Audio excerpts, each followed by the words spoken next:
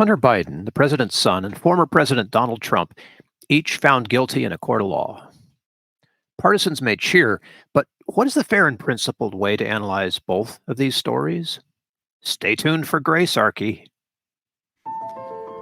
Our world is lost in unnecessary fear and hurt.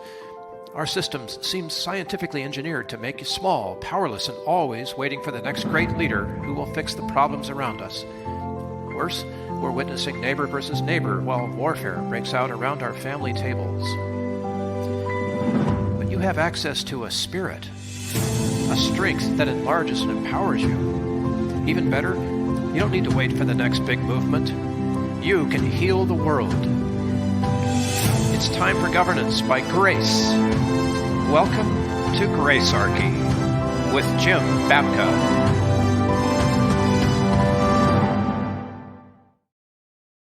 You see it in many podcasts.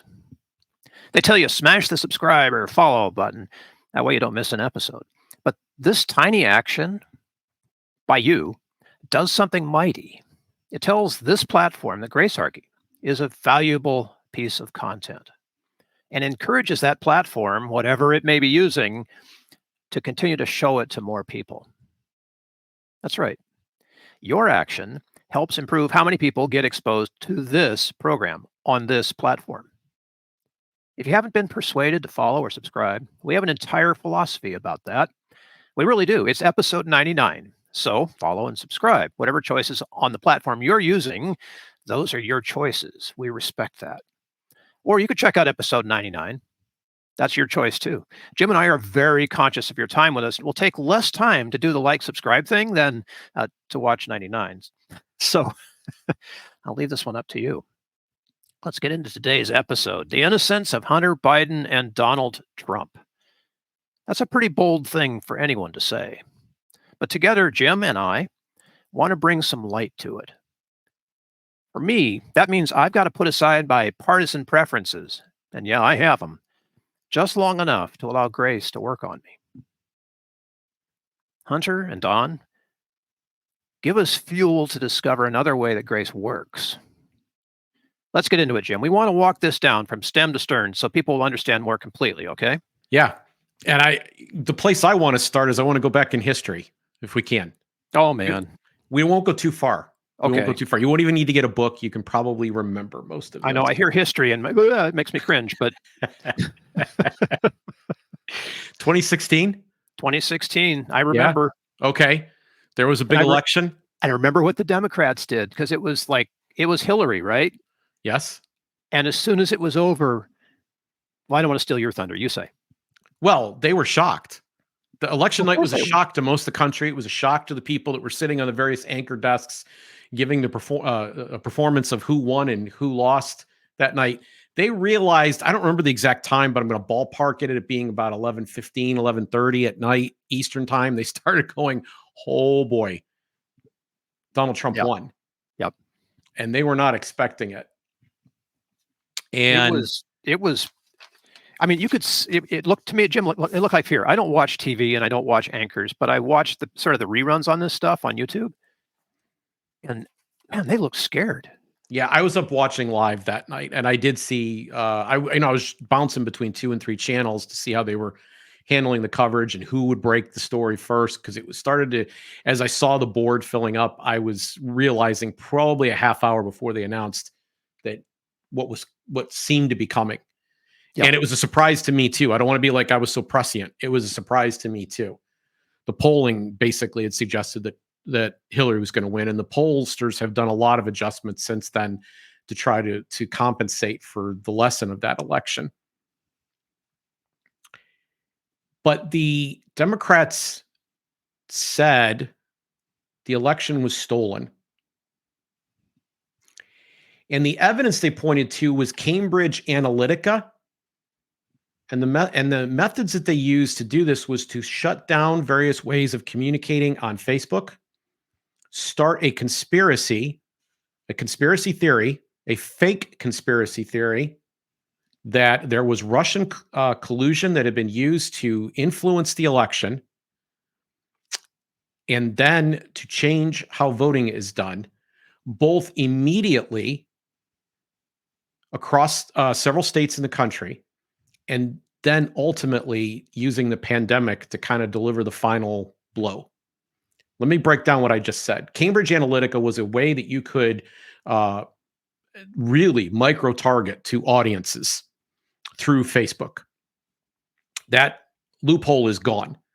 I read a column in, I believe it was 2019 in Wired magazine that described all the different ways that Facebook and other actors were trying to ensure that that method, which the Trump campaign had very effectively used under the guidance of Brad Parscale, those doors were closed. They weren't going to let that happen again. They were changing the rules.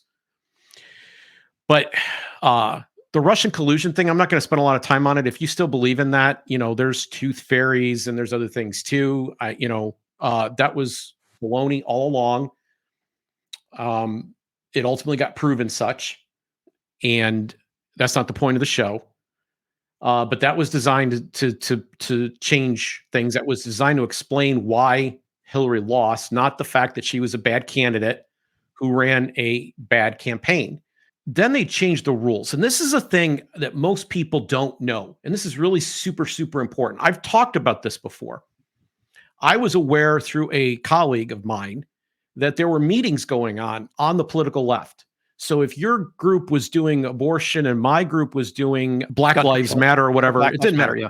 It didn't matter what they were. Like all those groups, there were a lot of big name groups you recognize and small ones you wouldn't, who agreed that their second highest priority, right? So you keep your primary priority, I keep my primary priority, we coalesce together. But the thing we care about the most, if we were like to prioritize everything, is changing how balloting is done. Okay.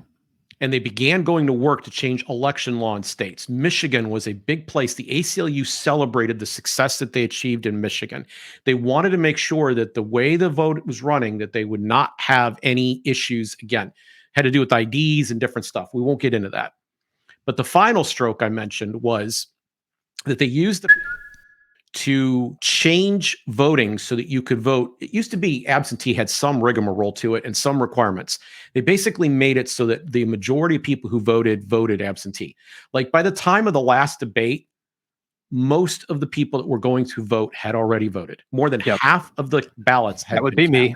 I vote absentee all the time. Okay, so this was unusual. This had never happened before in history. Right, not this widespread accommodation. And all of these things were done. I had people who were like, oh, but Trump's having these big rallies. I knew people in my life that were saying this to me, to my face. And I'm like, you don't know what's going on behind the scenes.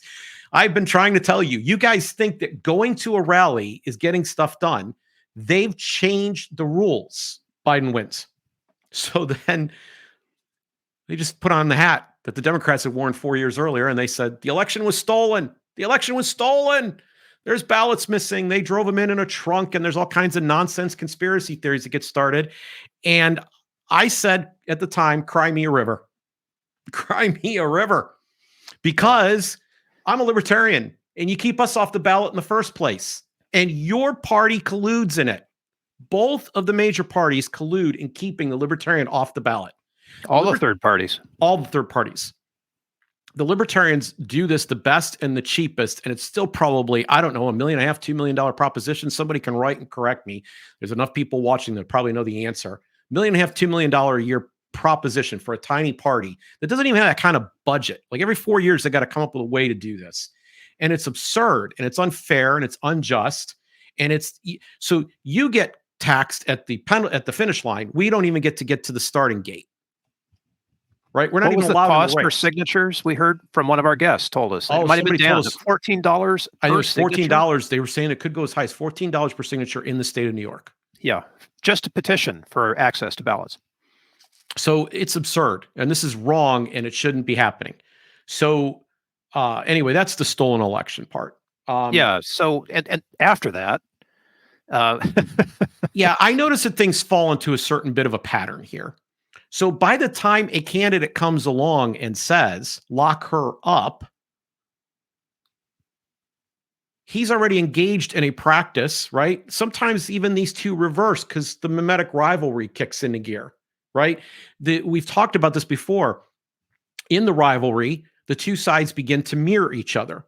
And this is only evident to the people who are on the outside. Yeah, you can't see it when it's you doing it. Okay, so Or there maybe you was choose not to. so there's all kinds of different steps that lead up to this, but essentially, I mean, it's Billy Joel's really right. We didn't start the fire. It's been going down forever, right? Yeah. Donald Trump says, lock her up, and he gets the whole crowd chanting it, right? About Hillary in 2016. And now the Democrats, through all these different charges, over 91 different indictments and civil cases that he's lost and whatever, they're going after him legally. Lock him up. What's really interesting to me about this is as soon as he got elected, he sits down, he's in a room. I don't remember what network it was interviewing him. For some reason, I have Leslie Stahl in my head, but it might not be her. Somebody can also write and correct us on this too. But he gets asked about the pledge to lock her up. He's like, oh, that was just a campaign. That was just a campaign. But it isn't just the campaign anymore, is it? No, it's gone bigger than that. And, we're in this giant rush to the bottom, which mimetic rivalry explains. But mimetic rivalry doesn't give us a way out. And I guess our job here is to sort of examine under the microscope, where are we today on all this? What's happening at the moment is what we call lawfare. Yes, absolute lawfare. So it's the portmanteau, am I saying that word correctly? Where you combine law or legal with warfare. You put them together, you get lawfare. Yep. It's using the court system to settle a political dispute. This is not new, by the way. It's just no, it's not new. Banana republics do it all the time, right? Yep, lock them up. Okay, so this is banana republic territory. Like when you can't get done what you want done at the ballot box, you resort to other things. Which has been this has been happening for a long time on the Supreme Court level in the United States. Well, okay, so the bench and all that, right? Okay, so we go back to court stacking. Yeah, you can go back that far if you want, but our recent history has to do with Bush v. Gore, where the Republicans saw to it that their guy won after the case had already been taken by Al Gore to the Supreme Court of Florida. He says, what George W. Bush's team says, we've got a higher court, and they go there, and they end up winning. And Al Gore's a good guy about this whole thing, but Donald Trump's not a good guy. The Democrats aren't. Like, if you recall, there was a big parade, and there were people who did not attend the inauguration. They were like, cannot respect this guy. This handover of power is disgusting. Right? Yeah. 4 years later, he doesn't go to the inauguration. Like, this is an escalation. This is, again, I keep telling my son who's 26 years old, this was not what the world was like when I was 26 years old. No way. Today's world is tit for tat, and we're running out of tits. Boy, I hope we don't get docked for that. It's a great line. Thank you. If we get docked, I'll have to go and explain to them how it's a metaphor, people. It's a metaphor. Okay. So can we get into the actual cases here? Yeah. But before you do, let's say something about July 11th, because I want to get that in here at least a couple of times so people know. Jim and I have this grand plan to actually do a show. Well, actually, the truth is more so that Bill was like, you're not going to actually start saying out loud your crazy conspiracy theories about Trump's sentencing, are you? He didn't want me to do it today. He wanted me to stick to the theme of the show, which was much more graceful. And so consequently, we're talking about being live, or more likely, because I'm going to be traveling on that day, more likely doing a quick recording and posting very quickly same day after the sentence comes down. So it's July 11. You can mark your calendar, go to your favorite method of listening. If you're subscribed, if you punch that button, like Bill told you at the very beginning, then you'll find the show will be delivered to you. Like, it'll say, hey, Jim just had something to say, and you get to find out. I might even have like a colander or a tinfoil hat on my head at that juncture. You're going to give Grace a pass. Because I my belief is this whole thing has been about politics. We'll get to that in a moment. Can we All get right. a whole bunch of people from the event you're gonna be at around you and maybe some banners and stuff, Yeah, and and they you could can all do put tinfoil hats on too. We'll right. bring foil. Everybody can wear it. It'll be great. Okay, Okay. so, you've been very patient with us, so we wanna actually define the cases here. We wanna talk about Yes. Hunter, we wanna talk about Don, just top level stuff, okay? Top level, because we already have done an entire episode. An entire episode. We'll put it down in the show notes about Donald Trump's legal situation. That case Yeah, was completely illegitimate. He was charged with not disclosing something. The law yeah, only covers whether or not what you do, the money you spend to disclose something, actually, the money you take in contributions to disclose something. yeah. That's all it covers. This was not money raised to do something. This was not an expression of anything. It was the non-expression of something. You have a word for that I've been trying to come back to, because you remember we talk about this, and you'll from time to time, you'll say the question the attorney asked was, "When did you stop beating your wife?" Like, Yes. these aren't questions you can respond to with anything like objective, factual evidence. Right. So there were a lot of problems. And then at the last minute, as I understand it, the sentencing guidelines that the judge or the conviction guidelines that the judge provided to the jury also, I just have a hard time that in a legitimate court system, believing that they would hold up an appeal. I think there's a real good chance he ends up beating this on appeal. There's a reason this case wasn't pursued multiple times, but it is when you are campaigning, you are raising money so that you can communicate an idea. And this is called express advocacy. And there is no express advocacy in this situation. So the law doesn't apply. Like just before you even get there, then there's a series of misdemeanors. And the only reason they are passed, that's still valid because they had already passed, they'd already expired. The only reason they were still legitimate and the only reason they were elevated to felony is because they were able to combine it with this other crime that didn't exist. So the whole thing is just patently absurd. And then we come to Hunter Biden. Yeah. Hunter Biden has to fill Oh out my a form gosh. to buy a gun. Yep. He is an open and confessed user of drugs. At the time that he's filling out this form, that information's out. He gets prosecuted for not answering one question. That's a federal offense for not answering one question correctly. And there's just simply both of these guys are in a situation where neither one of them are offenders with records. These are small, petty offenses. We'll get to that. We'll explain more about that here in a moment. Well, that's all behind the motivation for this stuff, Yes, which which I is just go ahead. entirely political. 100%. You know, you could bring one of these cases against, the average Joe, and it wouldn't even make it past the clerk. Okay, They'd throw it out. So in Hunter Biden's case, the only way you would see a charge like this, 99.9% of the time, is if someone has been charged with a series of crimes and they discovered this in the midst of all of those crimes, and they use it to do what prosecutors do, where they stack charges as high as they can, because then they can give away some. It improves their negotiating position in a plea bargain. Yep.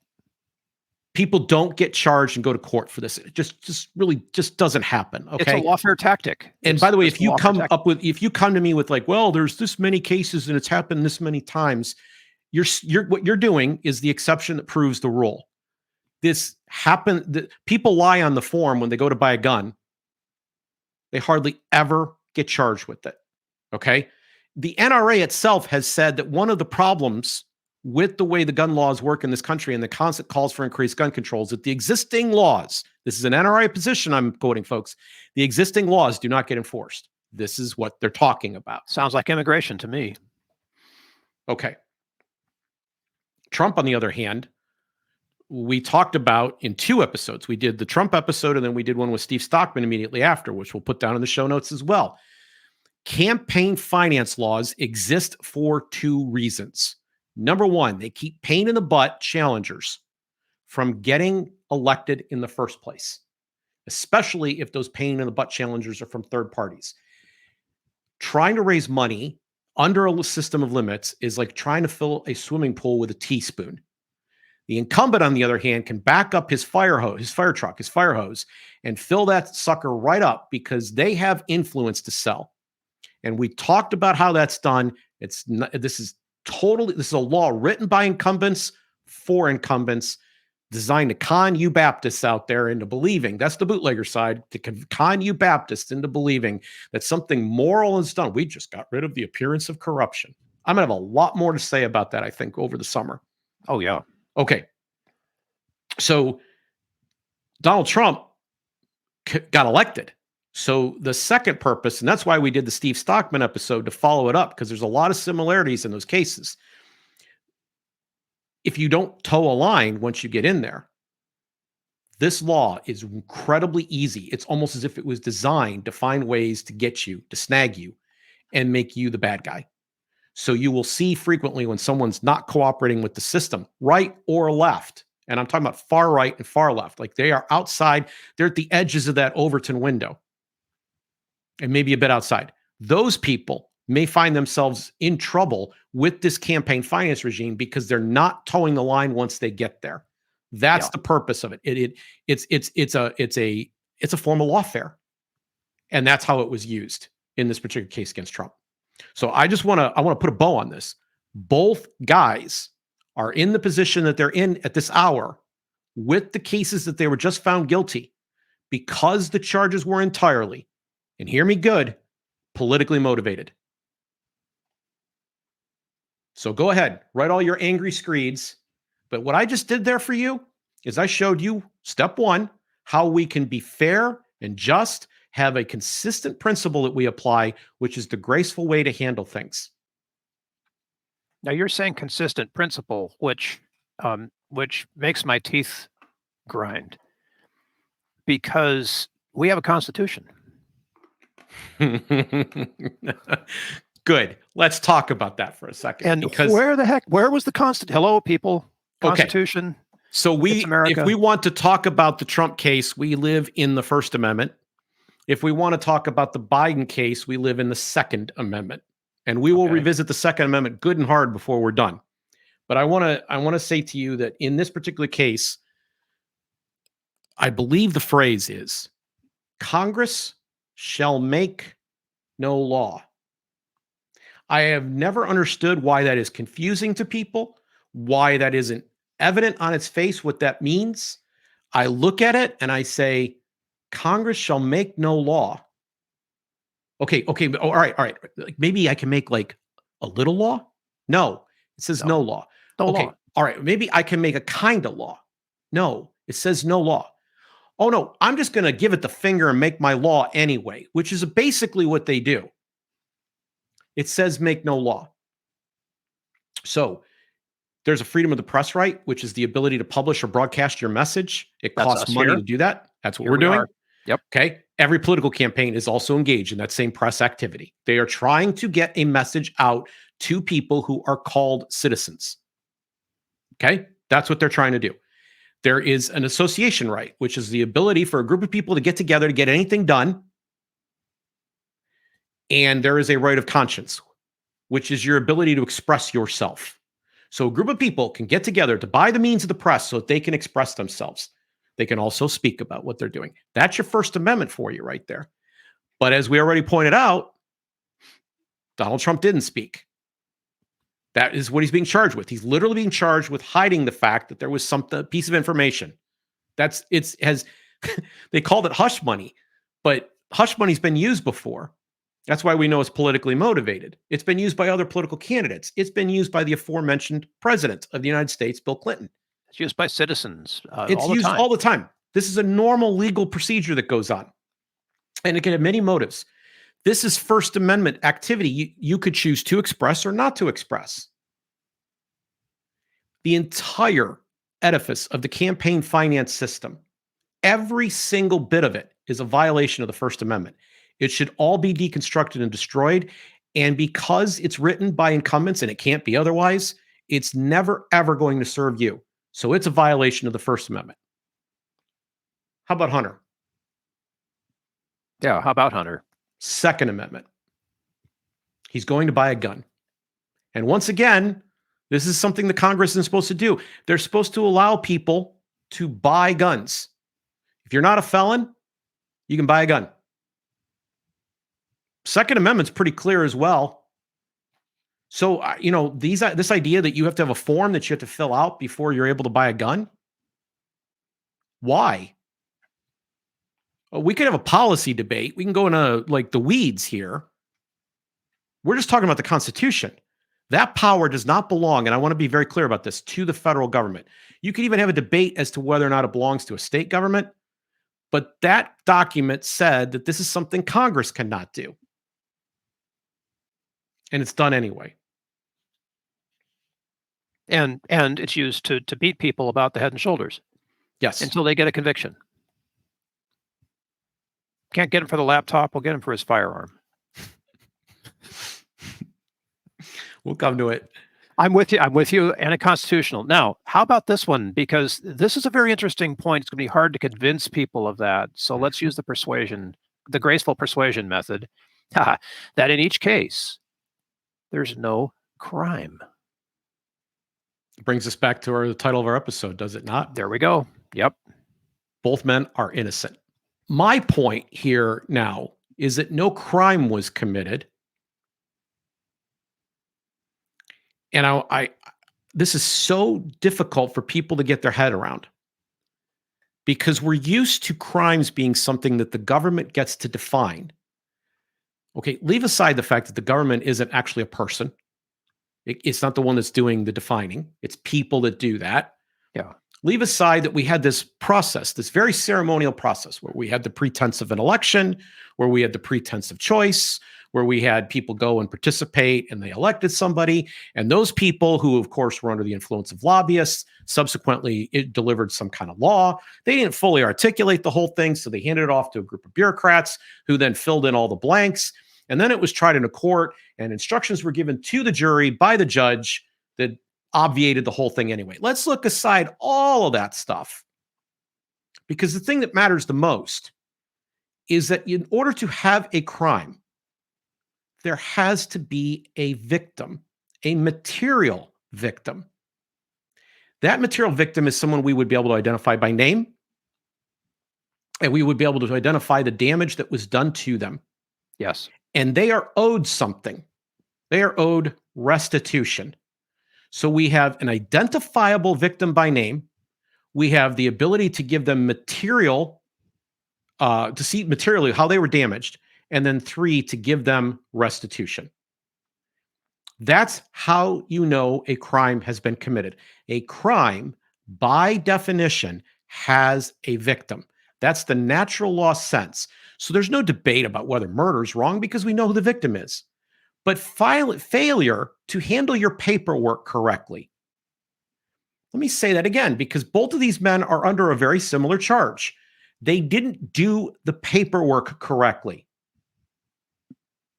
And the failure to do that has no actual identifiable victim who has material damage that we could measure and that we could thereby deliver restitution.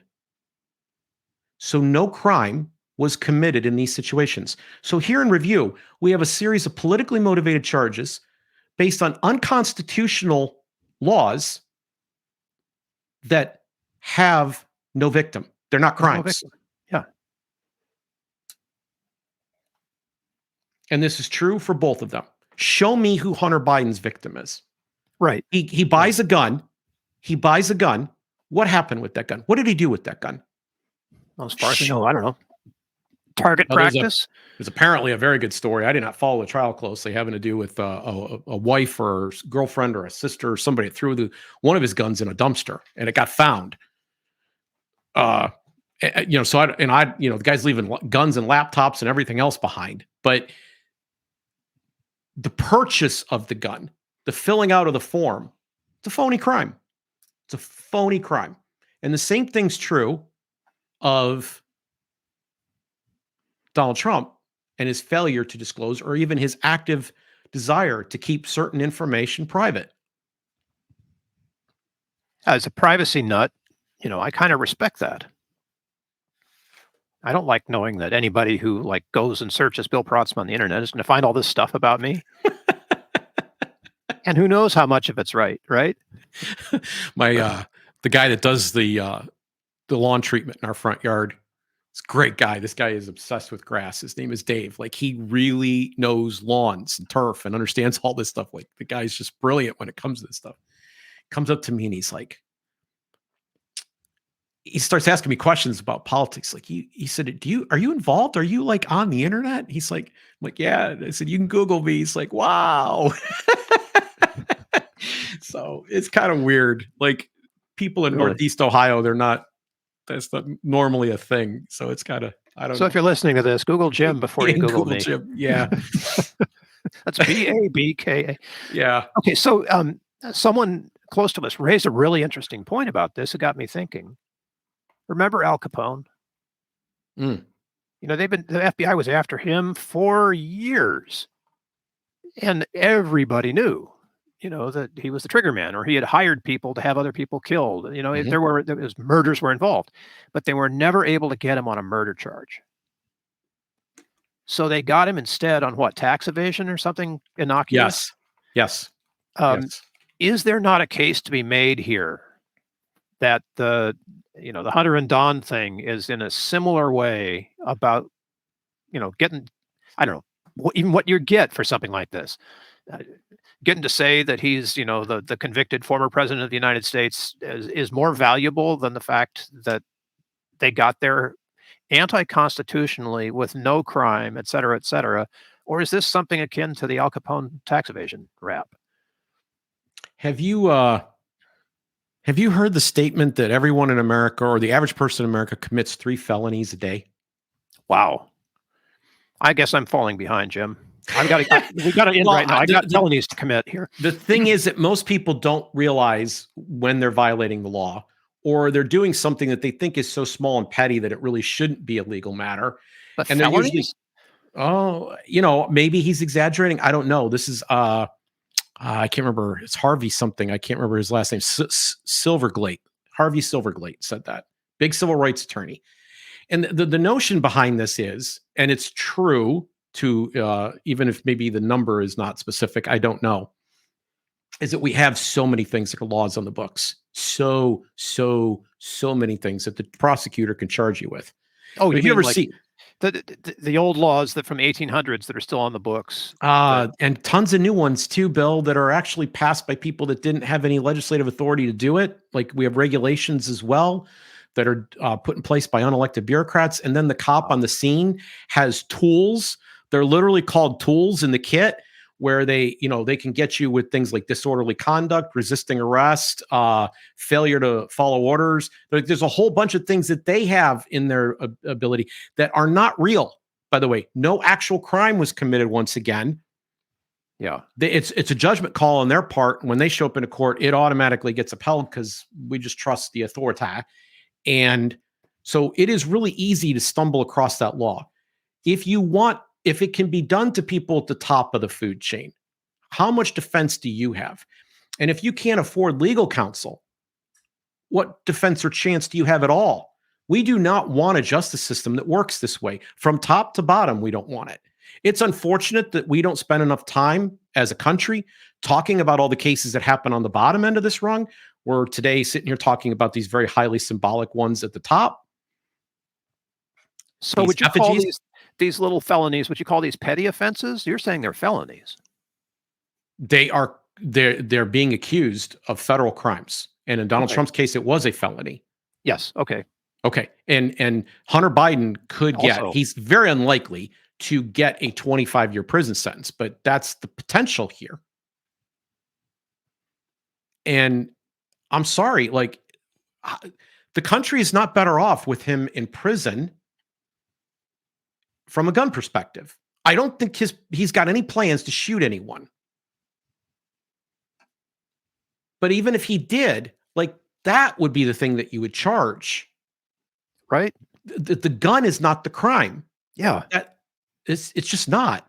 Yeah. So I don't want to live.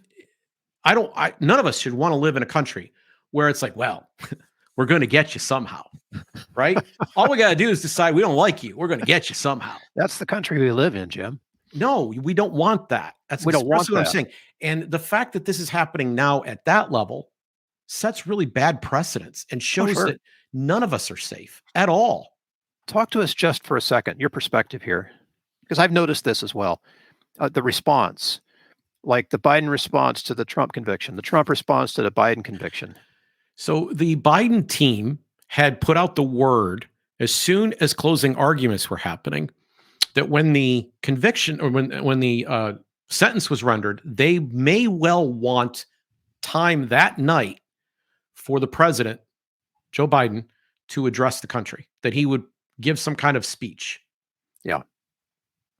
On the day of, they still didn't know at the hour of the announcement of Trump's guilt. They did not know whether or not Biden was going to go on. But ultimately, as we all know now, he did not.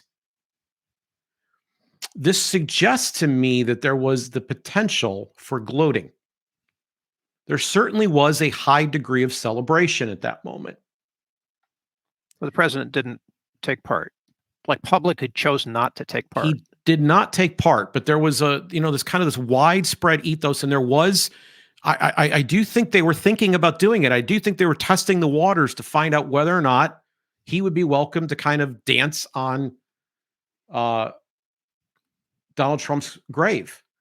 It's certainly a big talking point to say, oh, I'm running against a felon, right?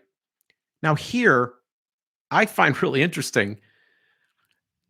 Donald Trump is known as the counterpuncher. He is always attack. He's never pulled a punch. Attack. Okay. Yep. They did when Hunter Biden's decision came down. Now, I have a hard time believing, whereas I suspect that Joe Biden was prepared and ready to go after Trump and didn't, Donald Trump's campaign is holding back, but I have a hard time believing the candidate himself will be able to restrain himself. Like he's going to say something sooner or later. But as of now, as of the hour that we're recording this, the official response to the Hunter Biden conviction by the Trump campaign, circulated by the campaign officially on their letterhead and tweeted out by Donald Jr., is so. Like, they're almost sympathetic to the guy. Now, they go on to say that he has been charged with much bigger, or there have been charges floating around of much bigger things, real corruption that has occurred. But those things are not what he's charged with. And they think this is all petty and kind of ridiculous. And that's what their statement says. There may be something. Is the Trump campaign doing that so they can also claim that their thing was petty and ridiculous? Maybe. Which, by the way, would be one of the first factual things that they've said about it in a while. Maybe. I don't know. But it stunned me. It stunned me that they didn't punch. Right. It just stuns me that they didn't punch. They didn't jump all over this. Well, I know you're going to suggest that that's gracious, but I don't know if I agree with you, Jim. It could be strategy. Listen, I love it when means and ends come together. I like it when it turns out that doing good actually results in good. Okay. If the right result happened, right, and it was the more harmonious response, then great. If it turned out that it served his strategic interest to do so, fantastic. I'll take it. I think that the contest that we have in front of us right now has reached a level of ugliness that is off the top. And it's so bad that it has infected our social relationships on the ground. Yep. We have harder time getting along with each other.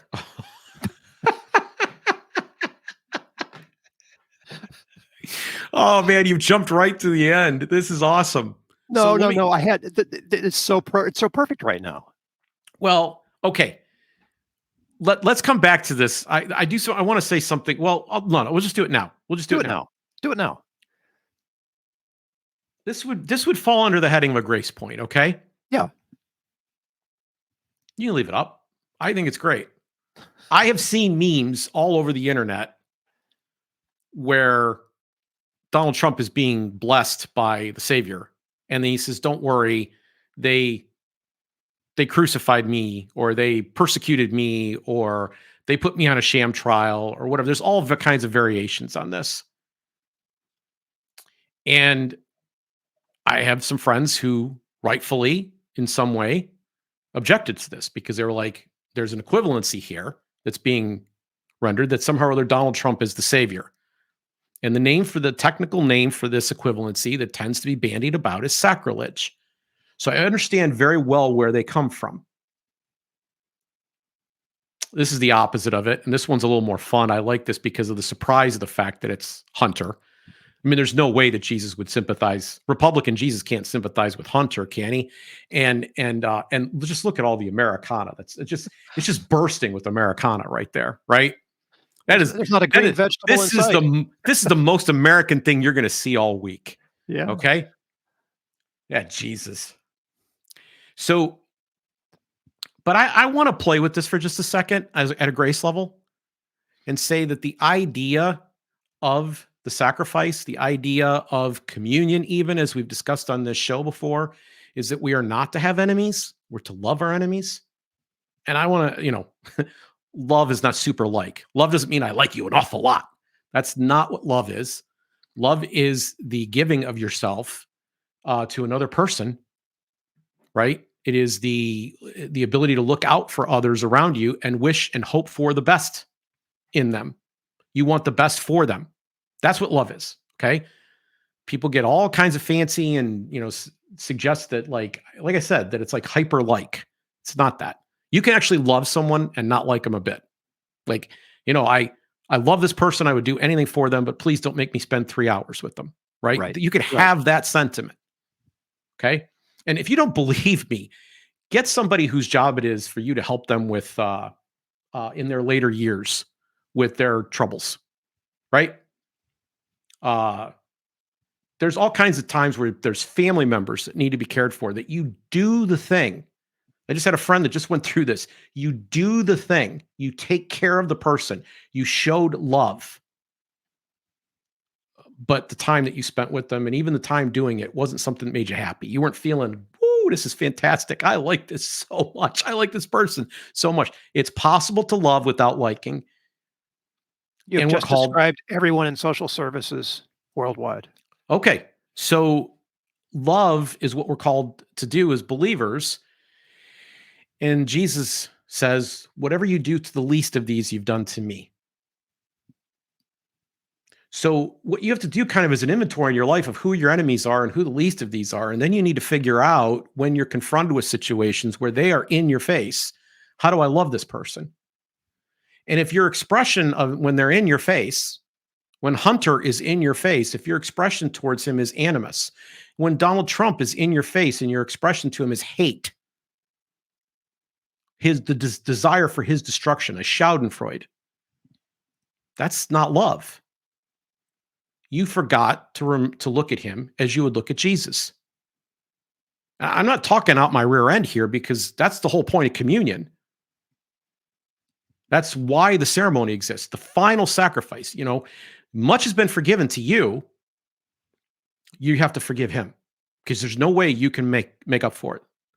And come on, let's be honest. How much has Donald Trump done to most of the people who are upset with him? Really? And how much has Hunter Biden done to most of the people who are upset at Joe?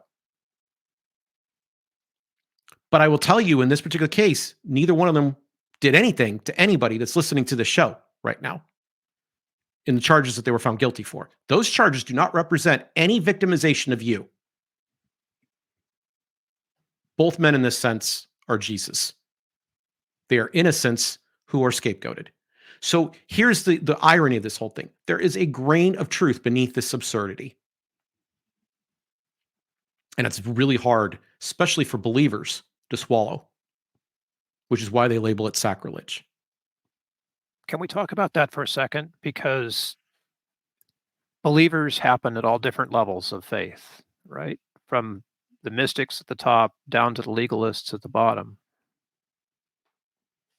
I don't see the mystics having a problem with any of this, but I see the legalists with their panties in a twist. For all these distinctions that you're making, Bill, most of the legalists that I have met claim that their authority is a book, or their authority is a church hierarchy. And in both cases, the teachings are consistent and the same. So just be consistent in following what you say everybody else is supposed to follow. Just do the thing. Just do it. Just love. Just love. Sorry. Just love. I want to be clear. I don't want either one of these men to go to prison for the thing that they've been charged with. I'm not even sure that I want them to go to prison for the things they have been charged for. That's a whole nother episode that we would get into again if we talked about the justice thing. Just don't Well, the think Supreme prison Court is the will right take way care to of go. that for us. I am interested in where a crime is committed. We have made the parties involved as whole as possible. I do not see that in our justice system on balance. So I have a critique of the whole thing. But for the reasons that we've covered today, the fact that these cases are politically motivated, that they are anti-constitutional, forget unconstitutional. That's debatable. They're anti. They're hostile to what's actually written in the document. I don't need to be a Supreme Court justice or read through any precedents to know that what these things say meant that these laws shouldn't have even existed. There was no crime committed because there is no identifiable victim that we can materially restore, and that these are petty offenses. We do not want to live in a situation where you can find some way to get you. We have all these laws, so we have some way to get you. We don't want to live in that kind of system. And I want to dwell one more moment on the hypocrisies in the Hunter case, because these really bother me. Okay, so Joe Biden is a huge advocate for gun control and would like to do a whole lot more to make it hard to get and acquire a gun. He is also historically, all time, one of the greatest drug warrior senators. And his son, who took drugs, is now a victim of some of the laws that he probably even helped pass. Yeah. Yeah. And so here we have Hunter hoisted on a Democrat petard. Their hypocrisies run that deep. It's got to break his heart to see what's happening to his son, but he's responsible. He should look in the mirror. and don't tell me, Democrats, without doing something about this law and any other lives that you may ruin with your laws, that he shouldn't be held specially responsible. Because you're hypocrites too. I can sit here and say it. I can sit here and point it out because I don't support these laws. But let's flip it all around here. Let's make sure we don't leave the Republicans out either. Because there are Republicans right now excited about the fact that they got him.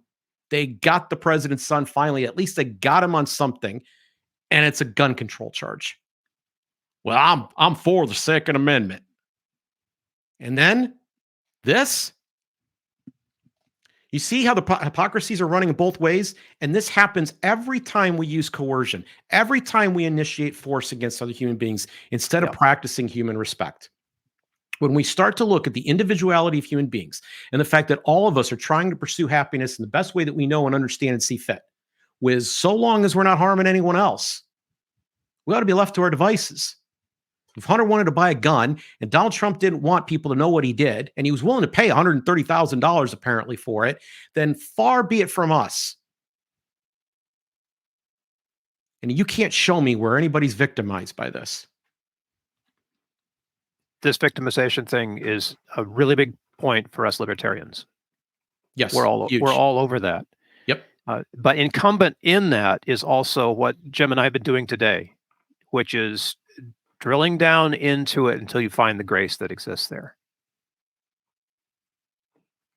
So final parting shot on this, Jim? Yeah, we got to get out. So I'm only going to make one more point. And that is that I wish Joe Biden would pardon Donald Trump like Jerry Ford did for Richard Nixon. I wish that Donald Trump would pledge to pardon Hunter Biden. I don't want to see lawfare used as a means for how we're going to govern going forward. This to me sets a really bad trend. I would like to figure out how we de-escalate the violence of this system, which is inherent to it. I want to see it go away. I want to see greater grace. I think the first person to do this will be deemed the bigger man and will benefit from that. I think there's political advantage in doing it, but I want to see people do the right thing. I just want to see the right thing for once. And the right thing would be that we drop these charges and we move on to discussion of real issues affecting real people.